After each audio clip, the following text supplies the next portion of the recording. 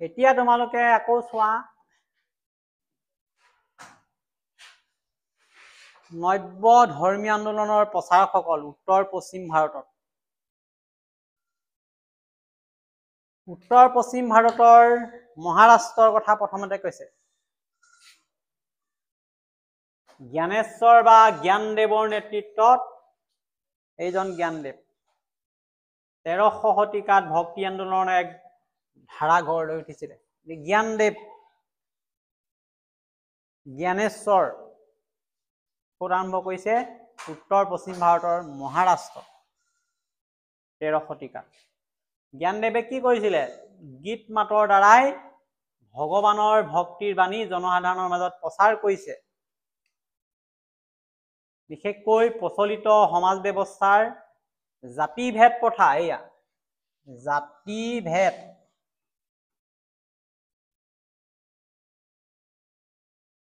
জাতিভেদ প্ৰথা, ধনী দুখীয়া আদিৰ বৈষম্যবোৰ আঁতৰ কৰি সহজ সৰল আৰু বন্ধুত্বপূৰ্ণভাৱে জীৱন যাপনত গুৰুত্ব দিছিলে জ্ঞানদেৱে বা জ্ঞানেশ্বৰ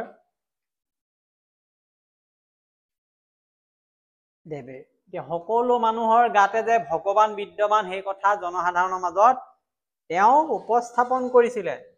আৰু জ্ঞানদেৱৰ এই বাণী পৰৱৰ্তী কালত নামদেৱ, একনাথ, তুকাৰাম, ৰামদাস এই আদি ভক্তিবাদৰ উদ্যোক্তাসকলৰ নেতৃত্বত বিভিন্ন অঞ্চললৈ বিয়পি পৰিছিল। গতিকে এই জ্ঞানদেৱে বা জ্ঞানেশ্বৰে কি ধৰণে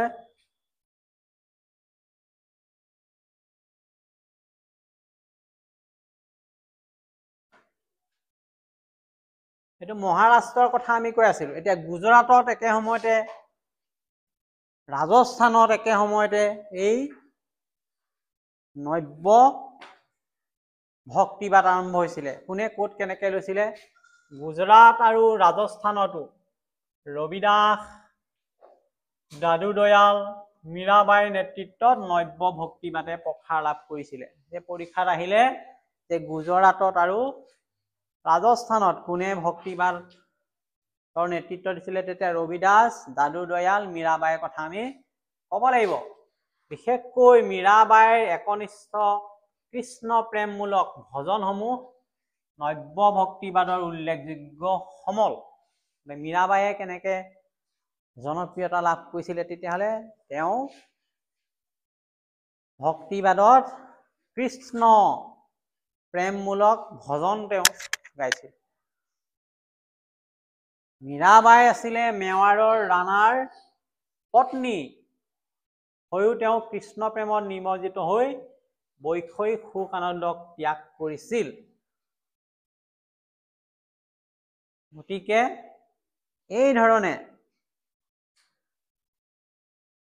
মীৰাবাই হওক, ৰবিদাস, দাদু দয়াল সকলোৱে ভক্তিবাদৰ প্ৰচাৰ কৰিছিলে উত্তৰ পশ্চিম ভাৰতত। এইডোখৰলৈকে আমি চালো। এতিয়া উত্তৰ ভাৰতত, এইটো পশ্চিম ভাৰত আমি ক'লো, এতিয়া উত্তৰ ভাৰতত নব্য ভক্তিবাদৰ প্ৰসাৰ। পশ্চিম ভাৰতটো হৈ গ'ল, এতিয়া উত্তৰ ভাৰতত। এতিয়া ক'ব লাগিব উত্তৰ ভাৰতত নব্য ভক্তিবাদৰ গুৰিয়াল আছিল ৰামানন্দ নামৰ এগৰাকী দাৰ্শনিক। মনত থাকিবনে? উত্তৰ ভাৰতত এতিয়া কোনে নেতৃত্ব দিলে? ৰামানন্দ। তেওঁ আছিল দাৰ্শনিক আৰু সমাজ সংস্কাৰক। যিধৰণে মীৰাবাইয়ে কৃষ্ণ ভক্তিৰ কথা কৈছিলে, প্ৰেমমূলক ভজন গাইছিলে, ৰামানন্দই কি কৈছিলে? তেওঁ বিষ্ণুৰ অৱতাৰ ৰামৰ গুণানুকীৰ্তন কৰি হিন্দী ভাষাত কবিতা ৰচনা কৰিছিল। মীৰাবাইয়ে ভজন যে গায়, কৃষ্ণ প্ৰেমমূলক ভজন। মীৰাবাই কোন আছিলে? মেৱাৰৰ ৰজাৰ পত্নী। এতিয়া ৰামানন্দই কি কৈছিলে? বিষ্ণুৰ অৱতাৰ ৰামৰ গুণানুকীৰ্তন হিন্দী ভাষাত কবিতা লিখিছিলে। আৰু জাতি ধৰ্ম নিৰ্বিশেষে যিসকলে শিষ্য হ'ব খুজিছিলে তেওঁক আদৰি লৈছিলে। থাকিবনে কথাটো? এয়া কোন হয়? মীৰা বাই।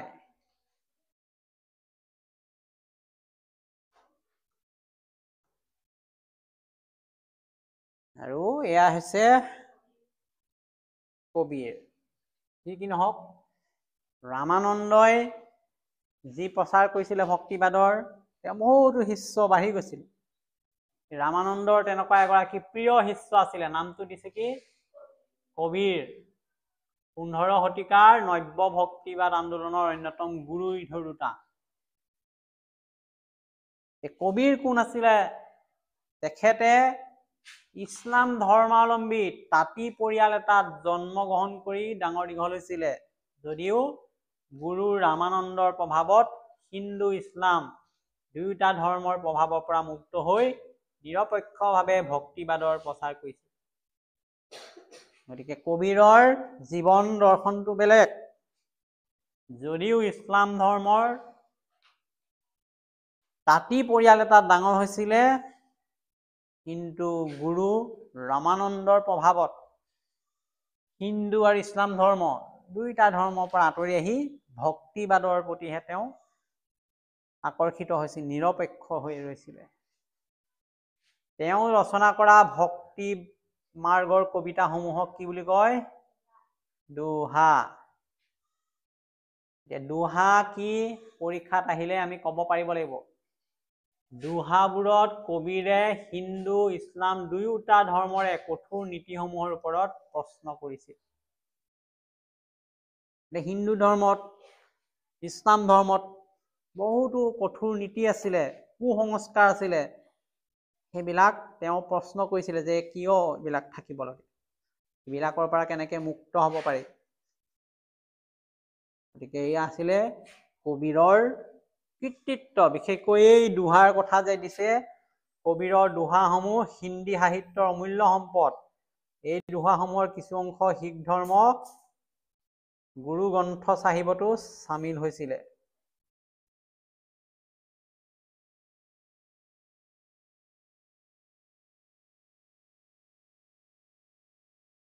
গতিকে কবিৰৰ দোহাবিলাক তেতিয়াহ'লে অতি গুৰুত্বপূৰ্ণ আছিল।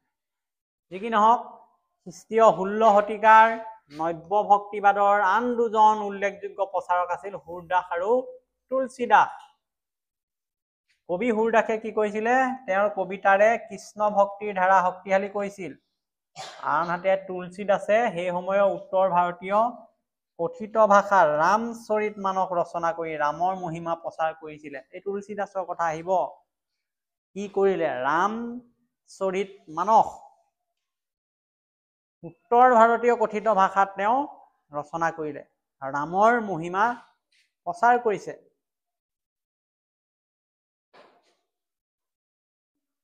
গতিকে হুৰদাস, তুলসীদাস কবিৰৰ ঠিক পিছত। একেদৰে 15 শতিকাত আকৌ পাঞ্জাৱত আমি নাম পাইছোৱেই, গুৰু নানকৰ নেতৃত্বত শিখ ধৰ্ম ভক্তি আন্দোলনৰ এক উল্লেখযোগ্য অধ্যায় আৰম্ভ হয়। গুৰু নানকে কাৰ দ্বাৰা প্ৰভাৱান্বিত হৈছিল? তেওঁ কবিৰৰ ভক্তি মাৰ্গেৰে প্ৰভাৱান্বিত হৈ হিন্দু ধৰ্মৰ মূৰ্তি পূজা আৰু জাতিভেদ প্ৰথাৰ বিৰোধিতা কৰিছিলে। মূৰ্তি পূজা তেওঁ বিৰোধিতা কৰিছে, জাতিভেদ প্ৰথাৰ বিৰোধিতা কৰিছে। তেওঁ কৈছে এজন ঈশ্বৰৰ নিৰাকাৰ ৰূপক ৰব নামেৰে চিহ্নিত কৰি উপাসনা কৰিছিল। এইটো আহিব, তেওঁ কি নাম দিছিলে এজন ঈশ্বৰক? ৰূপ নাই, নাম দিছে ৰব। যেনেকে আমি ভগৱান বুলি কওঁ, তেওঁ এটা নাম দিছে ৰব।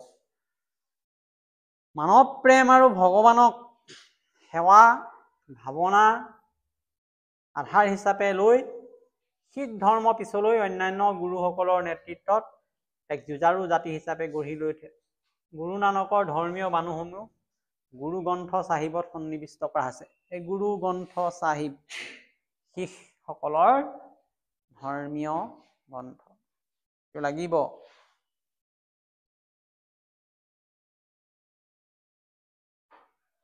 এতিয়া ইয়াত এটা কথা উল্লেখ আছে, কবিৰ আছিল পৰম বৈষ্ণৱ। এই কথা শংকৰদেৱে মাধৱদেৱক গুৰুচৰিত পুথিত কৈছিলে। গতিকে সেই সময়ত কিমান, আজিৰ নিচিনাটো নহয় ফোনাফোনি কৰিবলৈ, যে শংকৰদেৱ মাধৱদেৱ আছে অসমত, উত্তৰ ভাৰতত আছে কবিৰ, তথাপিও তেওঁলোকৰ গুণ গৰিমা তেওঁলোকে গম পাইছে। কেনেকৈ গম পাইছে? মানুহৰ মাজত ইমান জনপ্ৰিয় হৈছিল।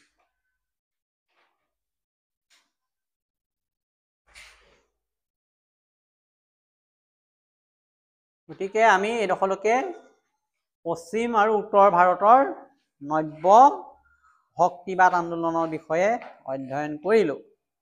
ইয়াৰ পিছত আমি আহিব লাগিব উত্তৰ পূব ভাৰত, আমাৰ পূৰ্বাঞ্চলত বা আমাৰ আশে পাশে